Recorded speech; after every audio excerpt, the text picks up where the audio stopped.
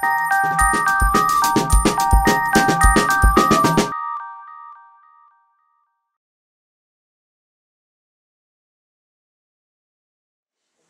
suis très heureux d'être là parmi vous pour présenter le slow management comme manière de dépasser les phases management.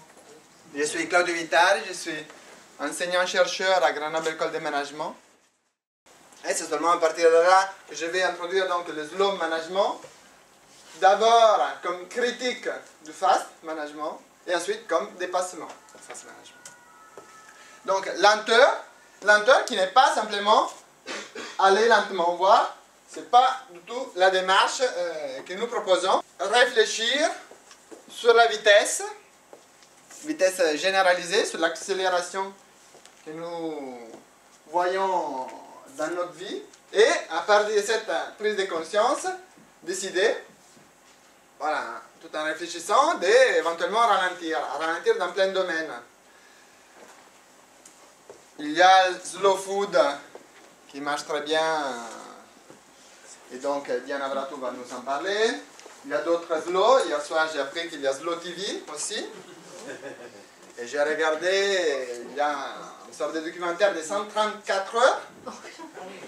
Il y a du slow science. En Bourgogne, j'ai découvert aussi qu'il y a slow tourisme. Et voilà, des initiatives pour parcourir les canaux bourguignons en bateau en péniche. C'est donc une prise de conscience de la vitesse et une volonté de ralentir dans plein de domaines. Ce sera ainsi que, si éventuellement les trajets ne se terminent pas comme attendu, par exemple pour notre gastéropode, mais au moins les trajets étaient intéressants.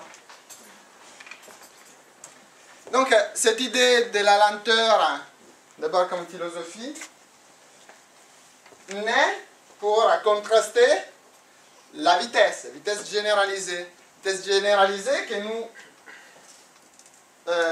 constatons venir en particulier du domaine économique. Et ça, nous le retrouvons dans la naissance de l'économie moderne, en 1700-1800, où on a proposé l'économie comme quelque chose d'autonome de la société, de l'environnement, de la nature.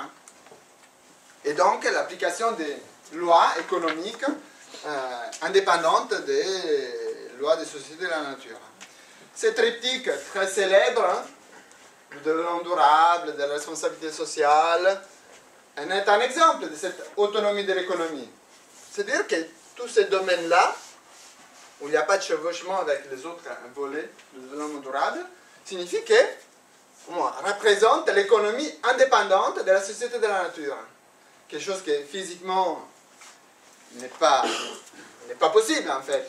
L'économie s'inscrit toujours dans une planète, il y a des hommes. Mais voilà, ces schémas très utilisés dans les entreprises, parmi les décideurs politiques, économiques, voilà, nous montrent comment l'économie est vue indépendante, au moins pour une grosse partie, de l'environnement et de la société. Donc déjà, l'application des lois et des principes qui, certaines fois, contrastent et vont à l'encontre de la société et de l'environnement.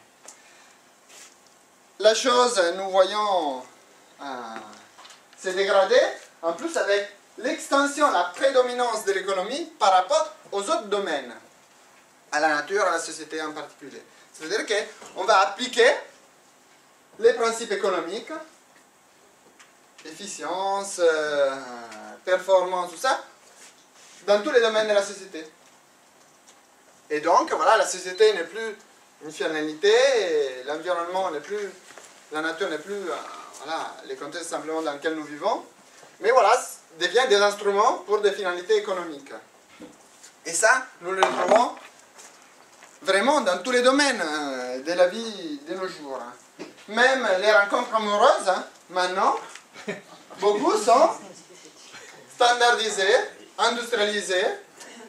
On cherche la performance. Cette loi économique, cette façon de penser la société, fait aussi que ces soirées-là, on assure, satisfait ou remboursé.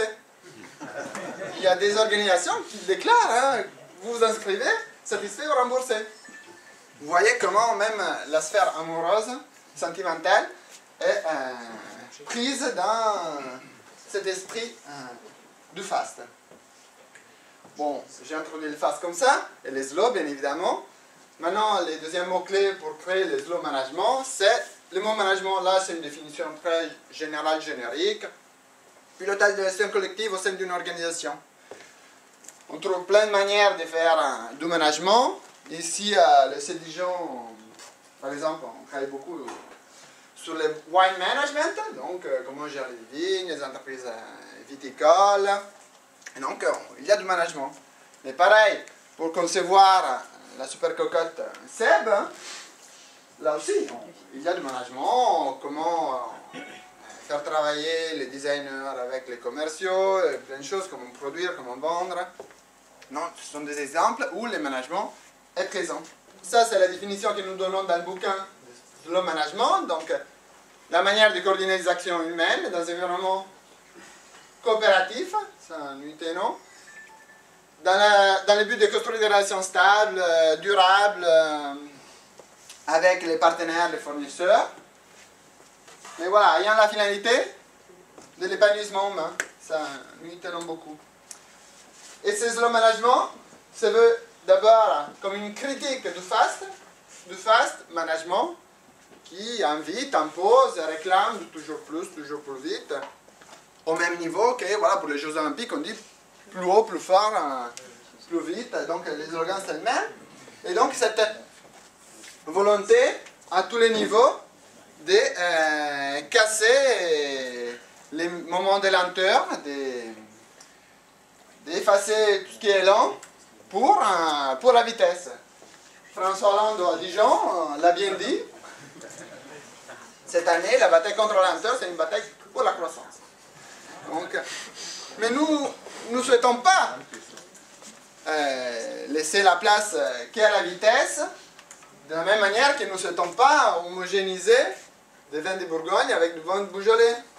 Les deux très bons, mais voilà, on aime bien la diversité, pouvoir produire du vin en quelques semaines ou après quelques années. Donc, l'hétérogénéité, la diversité, l'altérité, est très important. Et pouvoir l'accepter, fondamental. Mais les slow n'est pas simplement une critique du fast, le slow management n'est pas simplement une critique du fast. Nous pensons que ça peut être une manière pour dépasser les fast management. Mais pour le faire, déjà c'est une prise de conscience. C'est pas simplement aller lentement pour aller lentement. C'est si stupide qu'aller vite pour aller vite. Donc c'est d'abord une prise de conscience. C'est la touche par décoloniser notre imaginaire pour enchanter le monde. Henry Mintzberg parle de finir, arrêter d'utiliser le mot ressources humaines et tous les concepts qui vont avec. L'humain n'est pas une ressource exploitée, épuisée, jetée éventuellement, mais c'est voilà, éventuellement une finalité à développer. Georges Scorogen nous rappelle que l'économie n'est pas séparée de l'écologie, de la nature et de la société, donc réinscrire l'économie dans l'écologie. Et enfin, pour mieux développer des relations coopératives de longue durée, la petite taille est à privilégier, comme Schumacher nous explique. Si vous voulez voir des cas concrets, dans le bouquin nous en parlons. Il y a par exemple l'entreprise Senco, qui est une entreprise brésilienne, et sous l'impulsion de la direction, ont vraiment changé leur façon de travailler. Quelque chose de plus proche que peut-être vous utilisez régulièrement. Wikipédia donne plusieurs idées sur comment faire du slow. Notamment, par exemple, quelque chose de très facile à voir, les débats qu'il y a avant la publication d'un article, la mise à jour d'un article. Certaines fois, ça prend des années de débats avant de publier une nouvelle version d'un article sur Wikipédia. Donc on délaisse l'actualité, la vitesse, la volonté de publier tout et tout de suite pour la réflexion, les partages, le consensus. Et après, si vous voulez, voilà, au-delà du bouquin, là c'est en français, et pour les anglophones, nous proposons deux articles que j'ai écrits avec les collègues. Un plutôt orienté sur la comptabilité slow, et un autre plus général, introductif sur le management. Voilà, c'est tout pour moi et merci pour l'attention.